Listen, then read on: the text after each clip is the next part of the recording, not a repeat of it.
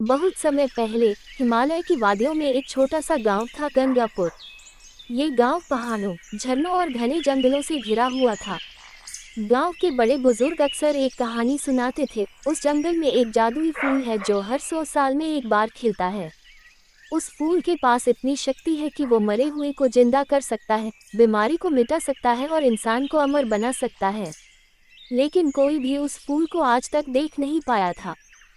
एक रात आरव को एक सपना आया, एक झरने के नीचे चमकती रोशनी, एक नीले रंग का अनोखा फूल और उसके चारों ओर घूमती रहस्यमय आवाजें। सुबह होते ही वह ये सपना अपनी दादी को बताता है। दादी गंभीर हो जाती है और बताती है, ये वही जादुई फूल है और शायद अब उसका खिलने का समय आ गया है। आरव तय करता है कि वह इस फूल की खोज करेगा। आरव अपनी बिल्ली कली और कुछ जरूरी सामान लेकर जंगल की ओर निकल पड़ता है। रास्ते में उसे कई अजीब घटनाएं होती हैं। पेड़ों से खुद ब खुद आवाजें आती हैं। एक झील में उसकी परछाई उससे बातें करती है। रास्ता बार बार बदलता है, जैसे जंगल उसे रोकना चाहता है। लेकिन कली की सूंघने की शक्ति और आरव की हिम्मत उसे आगे बढ़ाते हैं।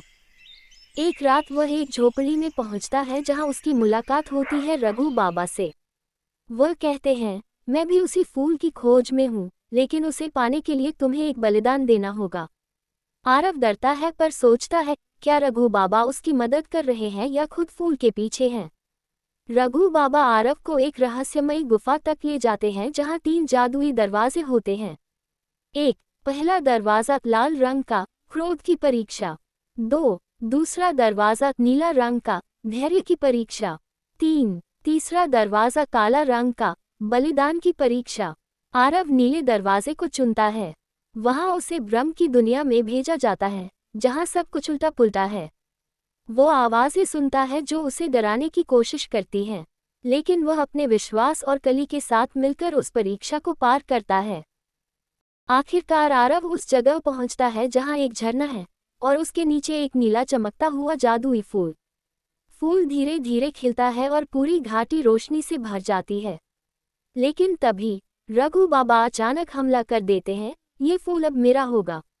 आरव और रघु बाबा के बीच जोरदार संघर्ष होता है, लेकिन तभी फूल की शक्ति एक्टिवेटेड हो जाती है। जैसे ही आरव फूल को छूता है, एक तेज रोशनी फैलती है और अचानक सारा जंगल गायब हो जाता है। आरव अब एक अजनबी कमरे में है जहां एक आवाज गूंजती है, बधाई हो, तुमने अंतिम परीक्षा पास की। लेकिन याद रखो, जादुई फूल कोई वस्तु नहीं, एक विचार है। वो विचार जो केवल सच्चे दिल और नेक इरादे वाले इंसान को मिलता है। आरव की आंखें खुलती हैं, वह अपने कमरे में है। क्या ये सब सपना था या सच में उसने जादुई फूल पाया था? उसकी जेब में एक नीली पंखुड़ी थी जो धीरे धीरे चमक रही थी। चमकता सितारा सीख मैसेज, ग्रेटर देन। सच्ची शक्ति किसी जादू में नहीं, बल्कि इंसान के इरादों और सच्चाई में होती है।